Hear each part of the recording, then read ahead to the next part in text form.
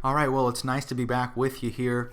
As promised, we're going to kind of continue with somewhat the management process. In the previous video, what we did is we discussed the four components of the management process, specifically planning, organizing, leading, and controlling. And when we got to organizing, we discussed a couple of elements, mainly specialization, but also departmentalization and establishing what we call decision-making authority. And I didn't go into really any detail on those just for sake of time. So I did want to obviously go back and make sure that we cover those just in case there were any questions or any confusion related to really what those concepts are and what they include. So for this video, we're going to focus on departmentalization, which is that second component within organizing. And then the next video, we're going to focus on establishing decision-making authority, just so I can keep them somewhat separate. We can cover some good content, but also keep the material somewhat brief so we don't go on and on and on. So with that said, let's get started. So we're going to focus on, for this video, departmentalization. And if you recall from last time, departmentalization is all about grouping people together into logical units.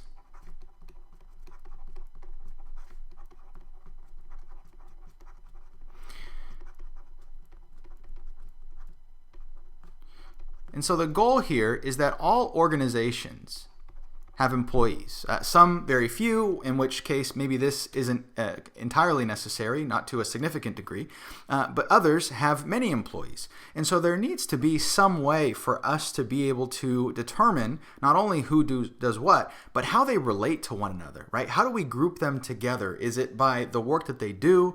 Is it by the products that they sell or manufacture? Is it by the customers that they serve? Now, there's a number of different ways we can do this, and that is all what departmentalization is. We're trying to establish the kind of physical environment, if you will, so that employees can ultimately get their work done in an effective manner, but also in an efficient manner, and so that they have the people around them that can complement them so they can ultimately get their work done.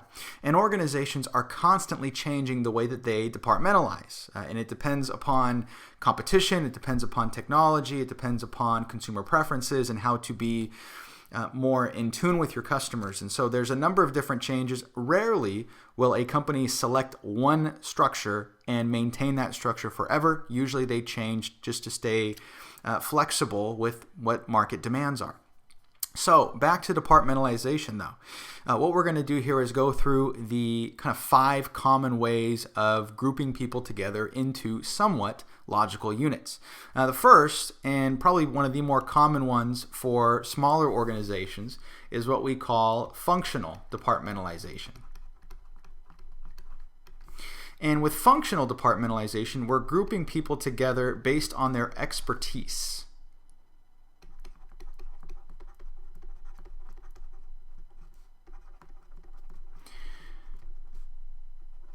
And so by expertise, I'm looking specifically at functions, things like accounting or finance or operations, maybe marketing or human resources. And so the goal here is I put everyone together who is part of the same area of expertise, i.e. one of those functions. And so the goal with that is you increase collaboration within that functional area.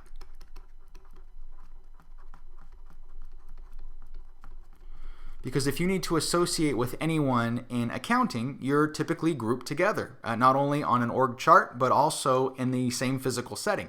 And so that has a number of different benefits. If you have questions or anything, you know who to go to. You have resources surrounding you as well. And so you can communicate much more effectively within each of those individual functions. And so that's certainly a benefit. Another one is that you usually will improve in terms of competency because you're surrounded by people that are similar to you in some way and that perform similar functions. And so it's a lot easier to improve as a result because you have people around you who have a similar background and they can mentor and do all those other types of things. And so that would be another advantage of going this particular route. Now, the biggest disadvantage and the reason why a lot of companies as they grow move away from this is that collaboration outside of that function tends to suffer. And this is a very, very poor structure if you're working on products specifically. Because when you're developing products, right, the whole idea is you want everyone in one room developing the product. Because if engineering makes something and they send it over to marketing, and then marketing says, well, we can't sell this, and they send it back and they repeat the process over and over again, it's very efficient, or inefficient rather. And so what companies do is they make sure and they have representatives from each of those departments developing these types of products. They have all the key players getting input because they want to make the product development process as efficient as possible so that they avoid redundancy, avoid rework.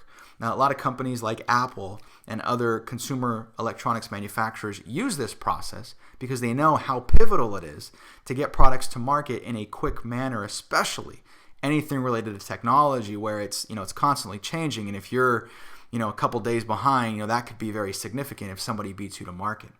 So that's one of the issues here. So if you were to put together, just kind of display this, kind of illustrate it for you so you can see it. If you were to put together a org chart, and I'm not going to, if you've seen any of my past videos, you know that I don't necessarily draw things. It's not even a box, I don't think. So if there's an org chart, it would look probably not like this, but let's just say that it would. If you've worked for a company for any period of time, you've probably seen something that looks hopefully not exactly like this, but something like it, right? It's called an organizational chart. It's just boxes with a bunch of lines, basically illustrating authority and different things like that. And so each of these boxes represents a position. And so let's just say that we have a CEO who goes in here. If we're going with a functional structure, my boxes are too small, but if we're going with the functional structure, each of these would be, let's say, CFO, so the Chief Financial Officer, and let's say COO, so the Chief Operations Officer, and let's say CMO, which is the Chief Marketing Officer. Each of these is a function. And so if you see something like this in an organizational chart, that is a kind of a indicator that this organization uses some form of functional departmentalization. Now, as you go down through the organizational hierarchy, there may be some changes. Rarely does one company use one form of departmentalization. Typically, there are a few of them incorporated in there. But that's how it would look, at least displayed in an organizational chart. So that's one. So moving on. Another organizational or departmentalization form is what we call a geographic departmentalization. And so with geographic departmentalization, what we're doing is we're organizing people essentially based upon location. And as far as location goes, this not only, a lot of times when people see this, they think, well, it must be location of, the actual people. Many times it's not. It's usually location of your customers, i.e. the people that you essentially serve. And there's a lot of benefit to doing this. International companies use some form of a geographic departmentalization because it's very important to adapt to the needs and the preferences of your consumers. If you have just one organization, in some part of the world, it's very difficult to put people into place that have the knowledge of every single culture. And so instead, one of the best things that you can do is break your organization up based upon geography. So maybe you have someone who is the head of North America, and someone who is the head of South America, and someone who is the head of Europe, and then Southeast Asia, and kind of going on from that kind of mindset, with the intent of establishing someone in charge that knows the culture, that knows the people, that's grown up there, that knows the customs, that knows what types of products sell and then don't sell. And so the intent there and the goal really is to adapt to consumer preferences.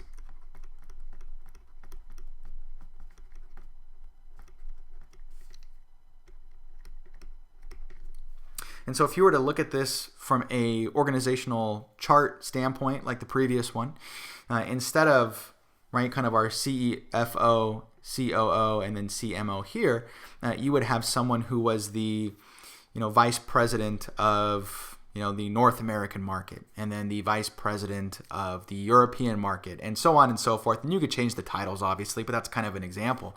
And then under that, what you could do is integrate a functional structure. And so within each individual geographic form of departmentalization, then you have every section has their own marketing and their own finance and accounting and those types of things. So that's usually how that would work there. But usually you will find a form of geographic departmentalization in any organizational structure, at least for companies that are international to some degree. All right, the next form of a departmentalization is what we call a product departmentalization. And this is grouping people together based upon the products that they create.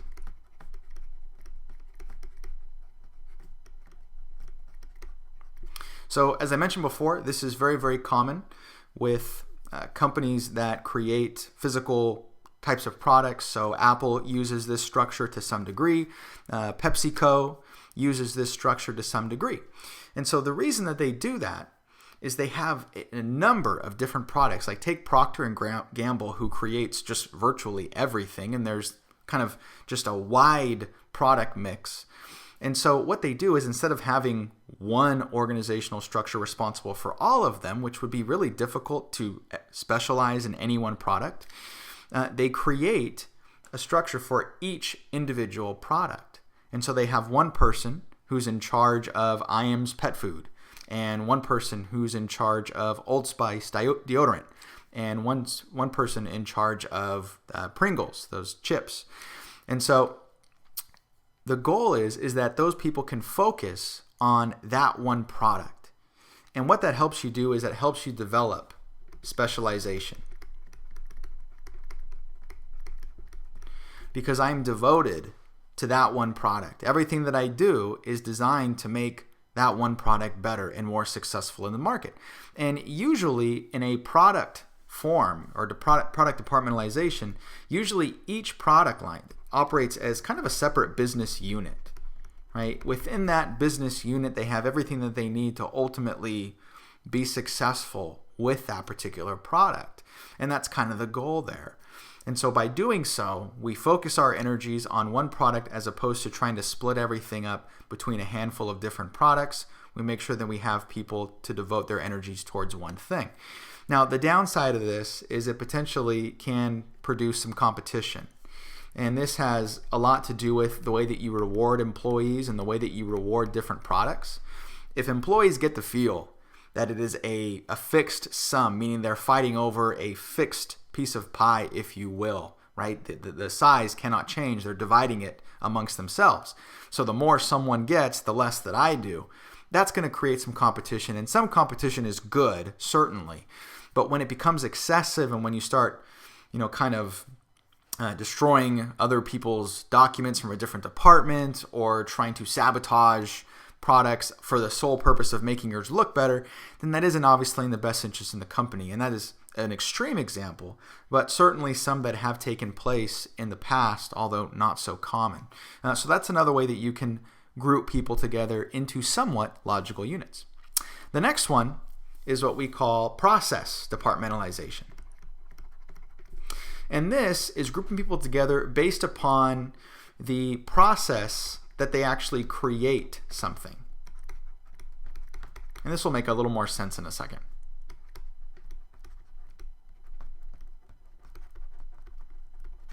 So take, for example, I want you to think of the process that's used to with tomatoes. There's a lot of things you can do with tomatoes, right? You can make tomato sauce. You can put them in a can and have canned tomatoes. You can dice them. They can be stewed. There's a lot of different things. And so one of the things that I can do is, if I'm a manufacturer, which process departmentalization is most common with manufacturers, then I can group people together by the specific process that they use to create whatever product they're doing. And so obviously the benefit of this is I'm familiar with that process, right? Once again, specialization is a big thing. Usually there's specific equipment involved to actually create something specific, whether it's stewed tomatoes, diced tomato sauce, right? There's a different process in there, which means you're probably going to need different equipment, which means you probably want your people to be familiar with that equipment. So what makes more sense than to have them work on that one process, develop a competency, get really good at it, and then once they're good, maybe move them around a little bit just to keep them interested. But we're having people that are familiar with that process. That is what process departmentalization is all about. And so you can apply that with a number of different manufacturing things, or different items, if you will. But the main goal is to take advantage of that expertise that you develop from ultimately doing something over and over and over again. And the last form of departmentalization is customer departmentalization. And I'll put this one up here. And this is grouping people together into logical units based upon the customers that they serve.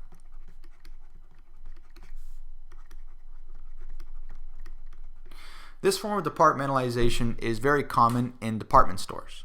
When you walk into a department store, how is it organized? Well, usually if you go into like a Macy's, for example, there's a women's section, there's a men's section, they got a section for like cologne and stuff like that. So there's a number of different areas within that one store, right? What's the purpose of that? Well, there's a couple of them. Now, the first is to help your customers actually find things. So we're trying to make it easy for customers, right? You don't want to have to walk through, an entire store to find one thing. If you know, hey, I'm looking for electronics, chances are I'm probably going to find that in electronics section. That'd be a good thing. So it's certainly much more efficient for consumers. It eliminates frustration. That's certainly a good thing, so I can find what I'm looking for and then get out quickly. We really don't want to waste a whole lot of time. The other benefit is, once again, specialization. We're improving skills of our employees. If you work in electronics and you work there for, let's say, a year, and so you're selling a variety of different electronics, chances are you're going to get really good at it because that's the only thing that you're working on. Remember, that's the core purpose of specialization. And so by getting really good at it, I'm going to provide better service. I'm going to be more knowledgeable.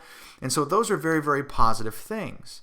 And so by grouping people together by that, not only do we benefit the customer, but we also improve the skill set of our employees so that we can ultimately offer better service. So there you have it. Those are the 5 forms of departmentalization. I mentioned before, but I'll repeat it again. Companies usually don't just stick to one of these. Usually they use them in kind of a variety of them, if you will. And it really depends upon the needs. And that's the biggest thing to take away, is that the best form of departmentalization, there isn't just one best form of departmentalization. Really, the best one is dependent upon the situation of the organization. And so it's up to the organization to evaluate, how do I want to structure myself? What are the things I need to take into account? Things like specialization and things like how quickly we can respond to customers and all other sorts of things that have to be considered in order for us to be able to provide a service effectively. So that's it for now. I mentioned before, I'm going to have a second video, kind of a part 2, if you will, related to establishing decision-making authority. But if you have any questions, feel free and post them in the comment box below. I'll get back to you as soon as I can. And thanks for watching. Have a great rest of the day.